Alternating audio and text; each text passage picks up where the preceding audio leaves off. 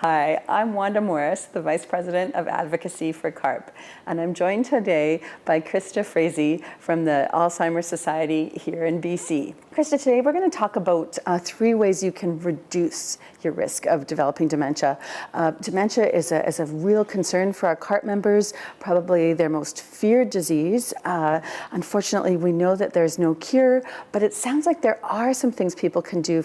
One of the recent discoveries in research, particularly with Alzheimer's disease, is that the proteins that change in the brain can start changing 20 to 30 years before the onset of symptoms.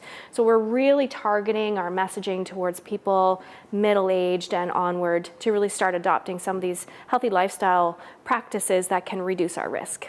We certainly try to categorize it in 3 different ways. One is focusing on how you can keep your body healthy, how you can keep your mind healthy, and how you can keep your spirit healthy. And those 3 categories, really focusing on day-to-day activities, can really help us reduce our risk as we get older. One of the things that has been a really interesting discovery in the past few years about our brains is that we always, no matter how old we are, have the ability to create new connections between brain cells. And so everything that we do with our brains is a result of our brain cells communicating with each other through neural pathways.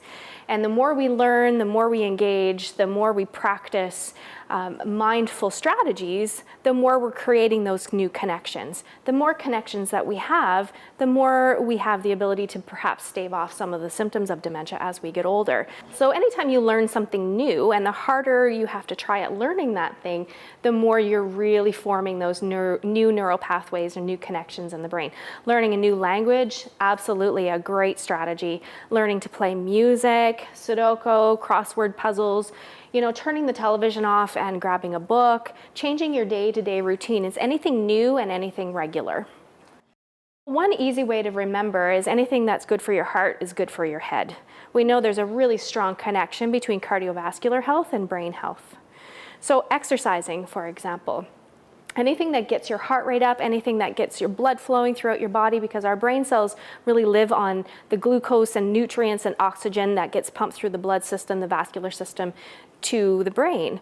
Vascular dementia is another common form of dementia. It's a little different than Alzheimer's disease because it's caused by changes to the vascular system in the brain. So anything that you can do to keep your heart healthy is going to hopefully reduce your risk of developing that vascular dementia. The researchers are looking at how there's different combinations, so it's just aerobic exercise or aerobic exercise and strength training and just strength training, and they're trying to compare how those different exercise routines can impact brain health, and there's significant evidence that any kind of exercise will definitely help to maintain that heart health and then maintain that brain health as well. It's really important to stay socially connected. One of the things that research tells us is that individuals who are socially isolated tend to not practice the things that keep our heart and our mind healthy, right? So they tend to exercise less. Maybe their nutrition is not quite as healthy. Maybe they're not engaging in social conversations that, even the conversation that you and I are having right now, we're both learning from each other, we're stimulating our brain and our thought processes, and that's healthy. So when individuals aren't socially connected, they have fewer opportunities to grow those neural connections in the brain, because we know that stress can have a negative effect on brain health. And so often those spiritual practices like prayer, meditation, getting out into nature, all of those are stress calming, stress reducing strategies. We know that stress creates cortisol in our bodies, and cortisol is a hormone that can damage our brain cells. So any kind of a practice that we can get into to help release our stress, release those cortisol levels, can help promote brain health. Can you give us some tips about how people can reduce their stress or improve their mind? Sure. So again, whatever works for you.